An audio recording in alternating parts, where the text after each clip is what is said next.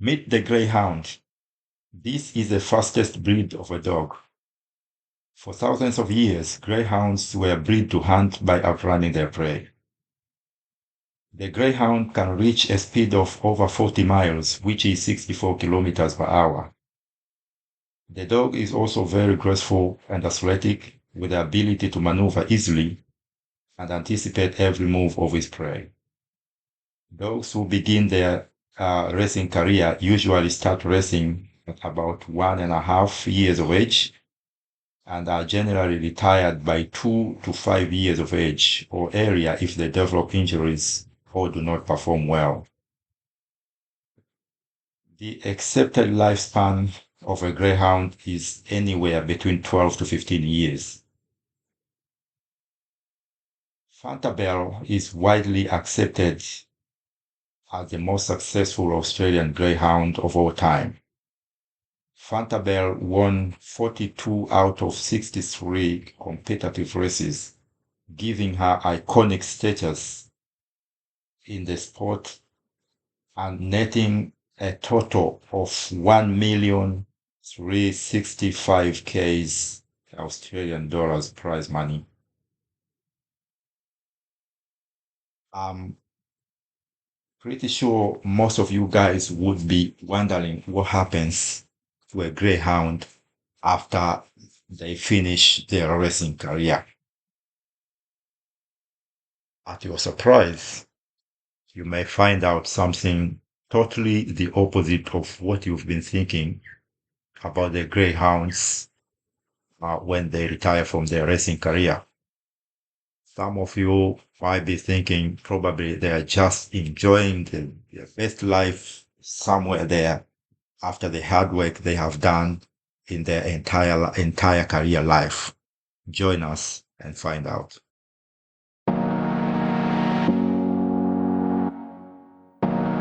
We have about 60 dogs in foster care all over the metro area. Yeah. And we have a number of the foster dogs here today. Okay. So for people to meet, and we have other events, 2 events north of the river where the foster dogs go to as well. Yeah.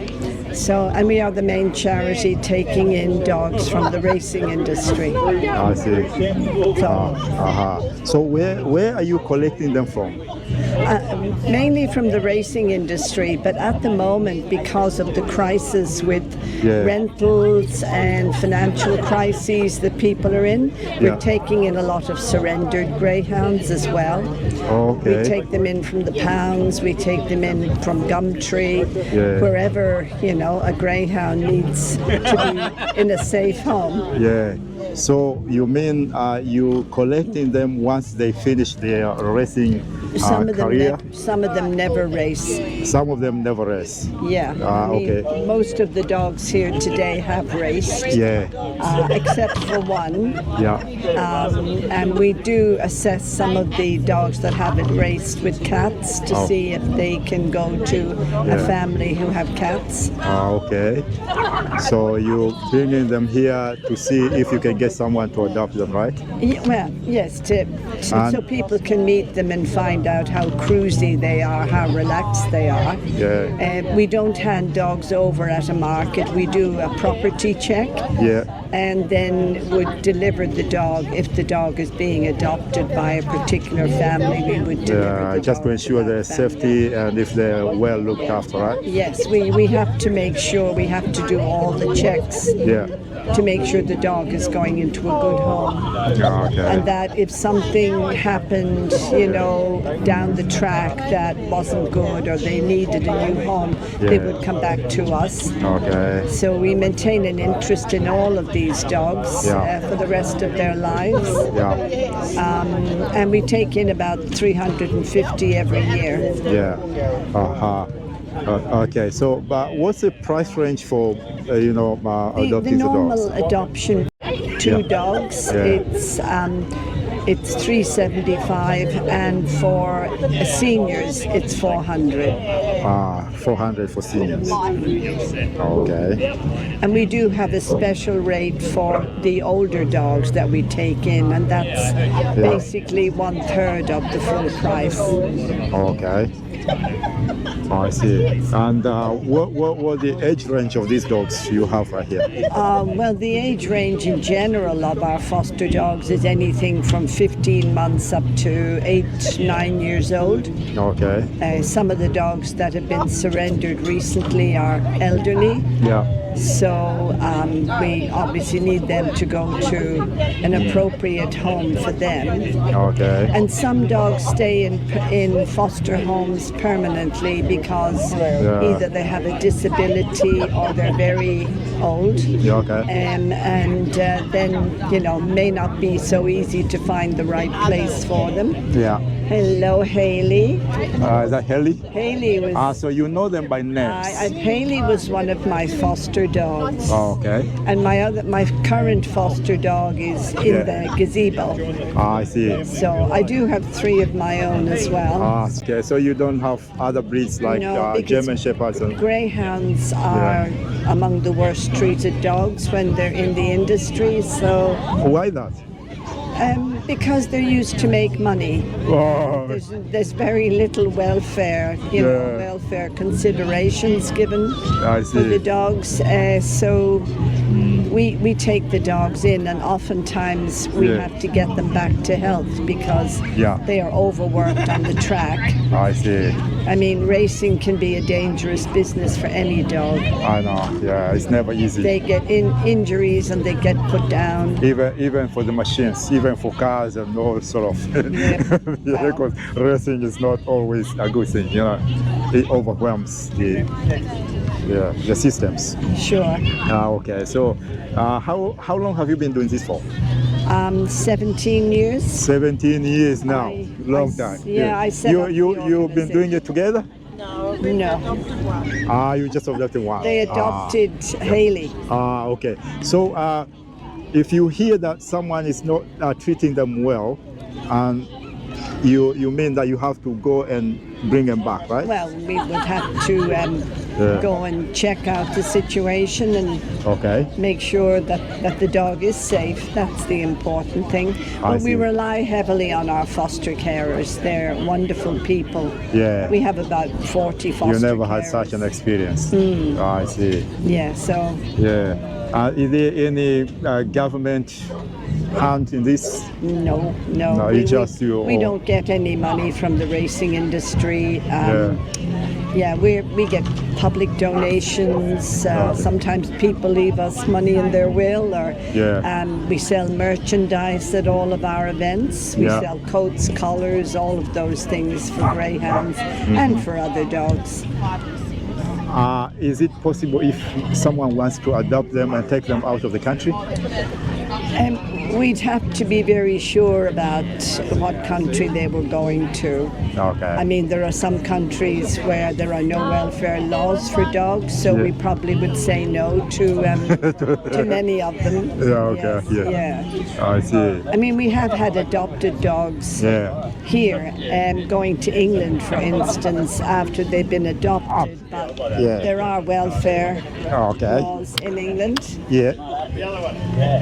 So, do you know any history of a particular dogs, like one by one, like? I deal with the trainers. I take the dogs from the trainers, so I have a good idea what they're going to be like when they come to us. But as far as their race history, it would take forever to check out the race history on every dog. We do have people in the organization who do that, because if they've had injuries and we haven't been told, then we need to make sure our vets check out those possible injuries. All the dogs come to us and they are then desexed. And they have a dental and vaccination and a health check. That's all. You guys trying to be serious? And I know keeping dogs could be quite expensive.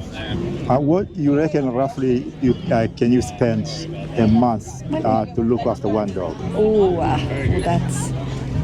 I would say one dog. Well, the most expensive thing is the biscuits. If you give your dog biscuits, that's the most expensive item. Yeah, I know. So it just depends. Some people don't feed them biscuits. They feed them other things, maybe chicken necks. They feed them dog rolls, but it needs to be a good dog roll. Yeah. It's difficult to say. I mean, when I go every week to buy dog rolls for 4 dogs, I can spend $130, $140 for, in one go. Yeah. So that's for 4 dogs. 4 dogs. It's difficult to say because everybody has their dog on a slightly different diet. Yeah, yes. Okay. Yeah, all right. Thank you very much. So, is there any? You said one of them has been in a racing career. One of the dogs. All of these have been racing. Which one has done it more? Which one hasn't? Well, I don't know where Boyd is. Okay. He's a black dog, a big black dog. So I kind of want to hear a little bit of a story of one of these racing dogs. How long has the dog done racing for? Like, how much had it generated for the... Usually they finish at 4 years old. 4 years but old. A lot of being in a career. Yeah, but most of them now are finishing between 2 and 3 because they're getting broken down. They're getting injuries earlier. Yeah. They're starting them very early before they're properly formed, their bones, their muscles, and therefore they are not lasting. Yeah. They used to last till about they were 5 years old, and then they could find a home. But that's not the case now. There's too many of them being raced. Also, they can be raced for the appearance money. Yeah. Sorry. And they get every dog that's raced. The trainer is paid $65 just for racing the dog. 65. He doesn't have to 65. The dog, just by one race? Just to race the dog. The dog doesn't have to get a place or anything. Okay. He just has to race. Has to race. Yeah. So that's appearance money. You mean $65? Just that? For one dog. For one dog. And the dog doesn't have to get a place or do very well or anything. He just has to be part of the race. It's to encourage them to keep racing. The problem is if they keep racing some of the dogs, they get broken down. Yeah, sure. So that's a real problem. We get a lot of them with soft tissue damage and worse. Yeah. It might cost you a lot to it does cost us a lot, yes. I see. Yes, well, we get the adoption fees, we sell the merchandise. And public donations, basically. Okay. So what's your message to anyone who is watching us right now? I think greyhounds are an amazing breed. They are so cruisy. They are so calm, lazy. They're constantly surprising us with their gentleness, for a dog that's been made to race. They are just the most affectionate dogs. I see. So I wouldn't go for another dog after 17 years of greyhounds. You can tell the goodness of this they're kind of fabulous breed. nature, yes. Very forgiving, even the ones that have had a hard time in racing. They come in and they settle down, they find the couch. Okay. They love their couch. So you reckon, let's say this one here. Yes. This particular one. Haley. What's the mileage has he ever done? Raced. Haley. Yeah. Is it female or male? Female. Female. Haley was raced half blind. Half blind. Yes. So she only started to get treatment for her eyes when she came to us. I see. So what's the mileage has she ever done in racing? I'm not too sure how many races. 109. Oh, thanks, Mike. $62,000 worth. Oh, she has bought $62,000. Yeah, wow. But they still didn't look after her eyes with all that money. You know, all they had to do was look at her eyes. They still couldn't help to restore her eyes. No, but her eyes are being looked after now. Poor thing. That's not good. We've had a few like that. My foster dog is the same. I see. Yeah, so he's a big brindle boy. Yeah. Okay. All right. That's comprehensive. So are you right here every Sunday? Not every Sunday, because we have other events. Yeah. We have a lot of events we attend. Yeah. We probably will try and come back at least once a month. Have you got events interstates as well, or just WA?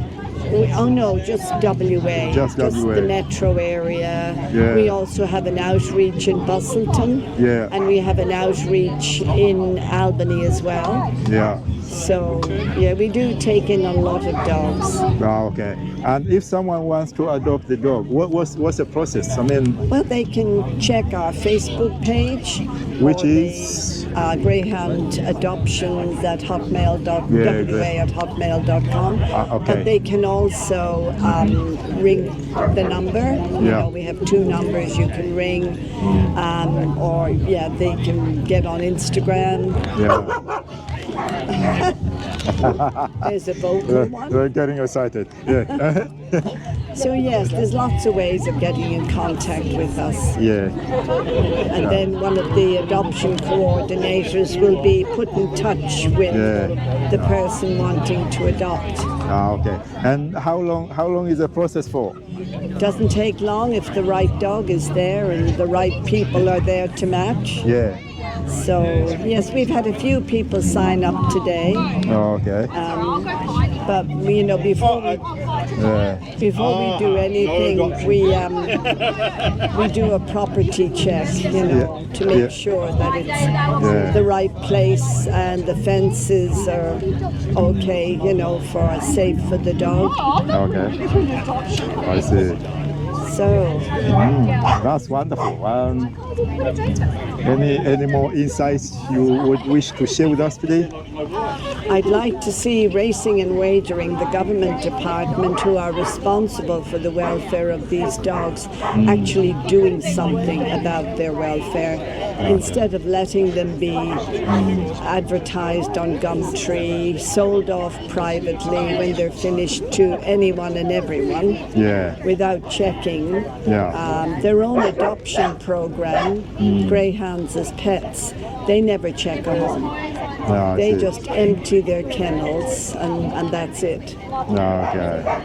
Wow, wonderful. Thank you very much, Tony. Thanks for sharing with us today.